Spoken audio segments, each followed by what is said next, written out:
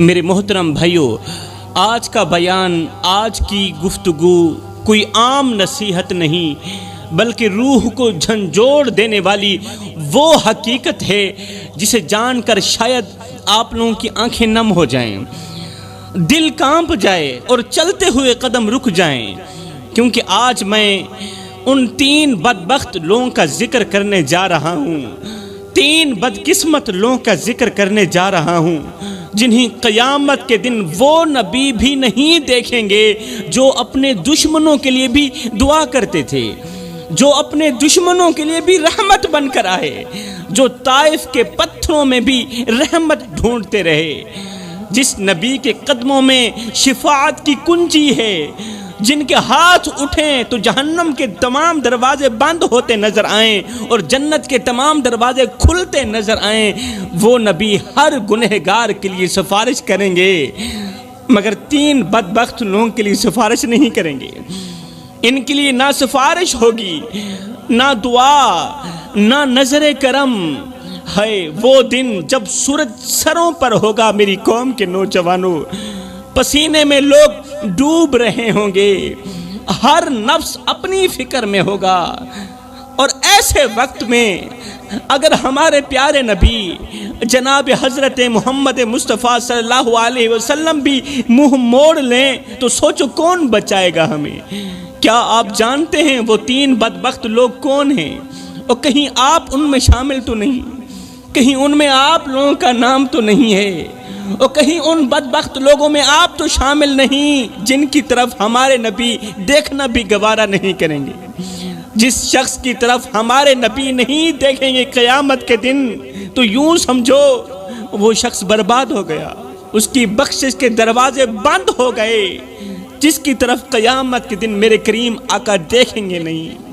اس کے لیے نہ جنت باقی رہے گی، نہ شفاعت باقی رہے گی، نہ رحم، نہ امید باقی رہے گی۔ حضرت شیخ سعدی رحمت اللہ تعالی علیہ فرماتے ہیں کہ یہ 3 بدبخت لوگ جنہیں قیامت کے دن اللہ کے محبوب کی شفاعت نصیب نہیں ہوگی، یہ اتنے منحوس لوگ ہیں اس دنیا میں کہ اگر تم ان کو کسی راستے سے آتا ہوا دیکھو تو وہ راستہ بھی چھوڑ دو۔ وہ لوگ اس قدر منحوس لوگ ہیں۔ اگر یہ 3 لوگ جن کے بارے میں اللہ کے نبی نے فرمایا کہ قیامت کے دن میں ہر ایک گنہگار کی سفارش کروں گا مگر 3 بدقسمت لوگوں کی سفارش نہیں کروں گا، حضرت شیخ سعدی رحمت اللہ تعالی علیہ فرماتے ہیں کہ اگر یہ 3 لوگ کسی راستے سے آ رہے ہوں، ادھر سے یہ 3 لوگ آ رہے ہوں، ادھر سے آپ لوگ آ رہے ہوں، تو ان 3 لوگوں کا منحوس چہرہ دیکھ کر وہ راستہ بھی چھوڑ دو، جی وہ راستہ بھی چھوڑ دو۔ اگر تم ان کو راستے سے آتا ہوا دیکھو وہ راستہ ہر حال میں چھوڑ دو، کیونکہ یہ وہ بد نصیب ہیں جن کے چہروں پر اللہ کا قہر لکھا جا چکا ہے، جن کے چہروں پر منحوسیت لکھی جا چکی ہے، اللہ کا عذاب لکھا جا چکا ہے۔ ان کے لیے نہ شفاعت ہے، نہ بخشش ہے، نہ مہلت اور نہ ہی معافی، بلکہ انہیں بغیر حساب و کتاب کے جہنم میں پھینک دیا جائے گا۔ ان کے ساتھ بیٹھنا بھی وبال ہے، جی ان کے ساتھ بیٹھنا بھی مت، ان سے رشتہ داری قائم کرنا اللہ کے عذاب کو دعوت دینا ہے۔ ان 3 لوگوں کے ساتھ بیٹھنا بھی مت، ان کے ساتھ بولنا بھی مت، ان کے ساتھ رشتہ داری بھی قائم مت کرنا۔ اور ان جیسے لوگوں کو اپنی بیٹی دینا صرف بیٹی نہیں بلکہ اپنی نسل اور ایمان کا سودا کرنا برابر ہے۔ جی میرے محترم بھائیو، میں آج آپ لوگوں سے التجا کروں گا، ہاتھ جوڑ کے عرضی کروں گا کہ اگر کسی بھٹکے ہوئے کو اپنی بیٹی دے دو تو شاید وہ سنور جائے، اگر کسی گنہگار شخص کو اپنی بیٹی دے دو شاید وہ سنور جائے، توبہ کر لے، مگر ان 3 بدبختوں کو اپنی بیٹی مت دینا۔ یہ وہ زہریلے سانپ ہیں جنہیں اگر اپنے گھر کی دہلیز پار کرنے دو گے تو یاد رکھنا پورا گھر جل کر راکھ ہو جائے گا اللہ کے عذاب سے۔ میرے کریم نبی نے فرمایا صحابہ میں قیامت کے دن ہر ایک گنہگار کی سفارش کروں گا مگر 3 لوگوں کی سفارش نہیں کروں گا۔ میں قیامت کے دن ہر ایک گنہگار بدکار سیاہکار کی سفارش کروں گا، مگر 3 بدقسمت لوگوں کی سفارش نہیں کروں گا، 3 بدبخت لوگوں کی سفارش نہیں کروں گا۔ ہائے، یہ سننا ہی تھا کہ صحابہ چیخ اٹھے، صحابہ کرام تڑپ اٹھے، آنکھوں سے آنسو بہنے لگے کہ کہیں ہم ان 3 لوگوں میں شامل تو نہیں، اور جن کی آقا سفارش نہیں کریں گے کہیں ہم ان میں شامل تو نہیں۔ یہ صحابہ کرام کی عاجزی تھی کہ وہ نیکیوں پر بھی ڈرتے تھے، دن رات عبادت کرتے تھے، پھر بھی ڈرتے تھے کہ کہیں رب ناراض نہ ہو جائے، کہیں رب ہم سے خفا نہ ہو جائے۔ میرے نبی نے فرمایا صحابہ 3 بدبخت لوگ ایسے ہیں جن کی قیامت کے دن محمد سفارش نہیں کرے گا، سفارش کرنا تو رہی دور کی بات، محمد ان کی طرف دیکھنا بھی گوارا نہیں کرے گا۔ صحابہ کرام نے عرض کی یا رسول اللہ، سونیا وہ کون سے بدبخت لوگ ہیں، وہ کون سے بدقسمت لوگ ہیں جن کو قیامت کے دن آپ دیکھنا بھی گوارا نہیں کریں گے؟ میرے نبی نے فرمایا پہلا جو زندگی میں شراب پیتا تھا اور شراب پیتے پیتے بغیر توبہ کے مر گیا، جو ساری زندگی شراب پیتا رہا اور شراب پیتے پیتے بغیر توبہ کے مر گیا، صحابہ گواہ رہنا ایسے شخص کی محمد سفارش نہیں کرے گا۔ اللہ کرے میری یہ آواز کسی شرابی کے کان میں اتر جائے، میں ہاتھ جوڑ کر خیرات مانگتا ہوں، میرے بھائی چھوڑ دے یہ شراب۔ اس شراب نے نہ جانے کتنی زندگیاں نگل لی، نہ جانے کتنے آنگن اجاڑ دیے، کتنے بچوں کو باپ کے ہوتے ہوئے یتیم کر دیا۔ آج کتنی عورتیں ہیں جو شوہر کے ہوتے ہوئے بھی بیوہ جیسی زندگی گزار رہی ہیں، اور وجہ صرف شراب ہے۔ میرے بھائی اپنے محلے میں جا، نظر دوڑا، غور کر، کوئی حافظ کی ماں ہے، کوئی قاری کی ماں ہے، اور کوئی پرہیزگار کی ماں، کوئی راتوں کی تاریکیوں میں اٹھ کر رونے والے نوجوان کی ماں، کوئی تہجد گزار کی ماں۔ ایک لمحے کے لیے اپنے اندر کے مفتی سے پوچھ، مجھے اتنا بتا کہ تیری ماں کس کی ماں ہے؟ اور کہیں وہ شرابی کی ماں تو نہیں، کہیں وہ گنہگار کی ماں تو نہیں، کہیں وہ نشئی کی ماں تو نہیں۔ ارے اس بیٹی کا کیا قصور جس کے لیے لوگ کہتے ہیں ہم اس کا رشتہ نہیں لیں گے اس لیے کہ اس کا باپ نشہ کرتا ہے۔ ہائے، چاند جیسی خوبصورت بیٹی کی زندگی کو باپ کے نشے نے تباہ کر دیا۔ چھوڑ دے یہ شراب میرے بھائی، آج سے ہی توبہ کر لے، آج ہی توبہ کر لے۔ میرے رسول کریم نے فرمایا صحابہ میں اللہ کا حبیب ہوں، میں اللہ کا حبیب ہوں۔ پھر فرمایا جو جوان جوانی میں توبہ کرتا ہے وہ بھی اللہ کا حبیب بن جاتا ہے۔ جوانو آؤ نا اللہ کے حبیب بن جاؤ، آؤ نا اللہ کے دوست بن جاؤ۔ جب تم اپنی ساری زندگی مالک کے نام کر دو گے تو پھر وہ ساری کائنات تمہارے نام کر دے گا۔ صحابہ کرام نے عرض کی یا رسول اللہ دوسرا کون سا شخص ہے جس کی آپ سفارش نہیں فرمائیں گے؟ میرے رسول کریم نے فرمایا دوسرا وہ شخص جو ماں باپ کو دکھ دیتا ہے، ماں باپ کو دکھ دینے والا، ماں باپ کو درد دینے والا، ماں باپ کا جینا حرام کر دینے والا۔ یہ وہ بدقسمت انسان ہے، یہ وہ بدبخت شخص ہے جس کی قیامت کے دن محمد سفارش نہیں کریں گے۔ آج دنیا ایک باپ کے درد بھرے جملے سن رہی ہے، زمانہ ایک باپ کا درد سن رہا ہے، ایک باپ جو پوری زندگی اپنے بیٹے کے لیے روٹی جمع کرتا رہا۔ آج اس باپ کی آنکھوں میں نمی ہے، آج اس باپ کی آنکھوں میں آنسو ہیں، مگر ایک بیٹا ہے جو دنیا کے میلوں میں مصروف ہے، بیٹا دنیا کے میلوں میں مصروف، اور باپ درد بھری آواز میں کہہ رہا ہے، درد بھرے جملوں میں کہہ رہا ہے، او میرے بیٹے جب سے تو پیدا ہوا تھا ہم نے اپنی ذات کے لیے جینا چھوڑ دیا، تیری پیدائش سے لے کر آج تک کبھی بھی تیرا باپ سکون کی نیند نہیں سویا، میری ہڈیاں درد کرتی ہیں اور میری کمر جھک گئی ہے۔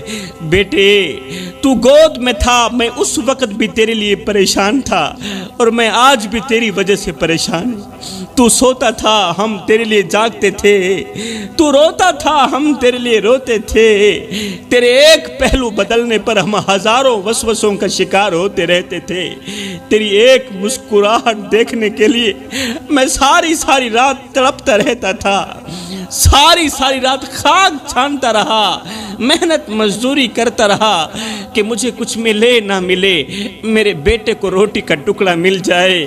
میرے بیٹے، تیری آہ پر ہماری آہ نکلتی، تیری ہائے پر ہماری ہائے نکلتی۔ میں نوجوان تھا، تو بچہ تھا، میں اپنی رگوں سے خون نکالتا رہا، تیری رگوں میں ڈالتا رہا۔ تو جوان ہوتا گیا، مجھ سے بڑھاپا جوانی چھنتا گیا، تیری ٹانگیں مضبوط ہوتی گئیں، میری ٹانگیں کمزور ہوتی گئیں۔ میں سوچتا تھا کہ جس طرح آج میں اس کے لیے دھکے کھا رہا ہوں، جس طرح آج میں اس کی زندگی کے لیے دعائیں مانگ رہا ہوں، ایک وقت آئے گا یہ بھی میرے لیے دھکے کھائے گا، یہ بھی میری زندگی کے لیے دعائیں مانگے گا۔ لیکن بیٹے، تیرا لہجہ بدل گیا، تیری آنکھ بدل گئی، تیرے تیور بدل گئے، تو ایک دم مجھے گھور کے دیکھنے لگا، تو مجھے یوں سمجھنے لگا جیسے میں تیرا زر خریدا غلام ہوں۔ بیٹے، جب سے تو نے مجھے نوکر سمجھا، جب سے تو نے مجھے زر خریدا غلام سمجھا، تو میں نے اپنی 40 سالہ زندگی کو جھٹلا کر رکھ دیا۔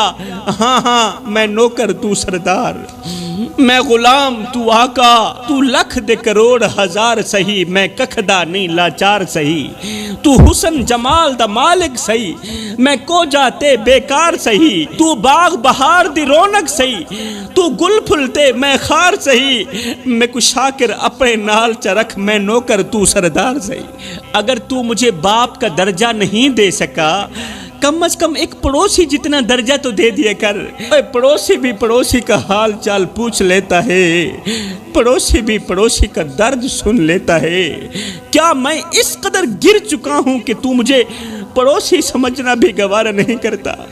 اچھا میرے بیٹے، میں آج کے بعد تیرے سامنے نہیں آؤں گا، آج کے بعد تیری راہوں کا مسافر نہیں بنوں گا، مگر میرے بیٹے، مہینے میں ایک بار ہی صحیح مجھے ایک بار اپنی شکل دکھا دیا کر، کیونکہ جب میں تیری تصویر دیکھتا ہوں نا، مجھے زندگی کے سارے درد بھول جاتے ہیں، مجھے زندگی کے سارے غم بھول جاتے ہیں۔ ہائے، باپ نے تو 1 مہینے کا کہا تھا، مگر آج 10 سال گزر چکے ہیں، بیٹے نے باپ کا نام تک نہیں لیا۔ شکل دکھانا تو رہی دور کی بات، آج باپ کے کان بیٹے کی آواز سننے کے لیے ترس رہے ہیں، باپ کی آنکھیں بیٹے کو دیکھنے کے لیے ترس رہی ہیں۔